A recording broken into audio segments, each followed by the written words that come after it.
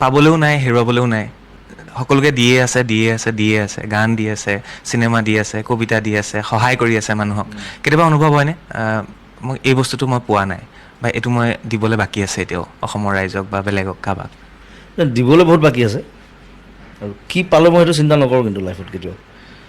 কাৰণ মই চেলফিছ হ'ব নোৱাৰিলোঁ আজিলৈকে, নিজৰ কথা ভাবি নাপালোঁ, নিজৰ কথা চিন্তাই নকৰিলোঁ আচলতে আজিলৈকে। মই অলপ দিনলৈকে আগলৈকে মোৰ অসমত ঘৰেই নাছিলে। যোৰহাটত যদি ঘৰ আছিলে কেতিয়াবা বিকিলোঁ সেইটো। মোৰ লোকৰ ঘৰত আছিলোঁ প্ৰায় 10-12 বছৰ, বেছিয়ে 15 বছৰ। এতিয়াহে মোৰ ঘৰ হৈছে। চ' মোৰ মেনেজাৰজন তৰ্চেম মিত্তাল, সি প্ৰথম লগ পাই পেলাই মোক কৈছিলে, আপুনি তেতিয়া মই 10,000 মান গান গাইছোঁ তেতিয়ালৈকে। কৈছে আপুনি 10,000 গান গাইছে, পইচাবোৰ কি কৰিলে? এটা ঘৰ নাই আপোনাৰ, বেংক বেলেঞ্চ নাই। মই বোলো পইচাবোৰ জানো কাৰোবাক বিলাই দিলোঁ চাগে মানুহবোৰক। পকেটত যিকেইটা পইচা থাকে সেইকেইটা চলি থাকোঁ মই।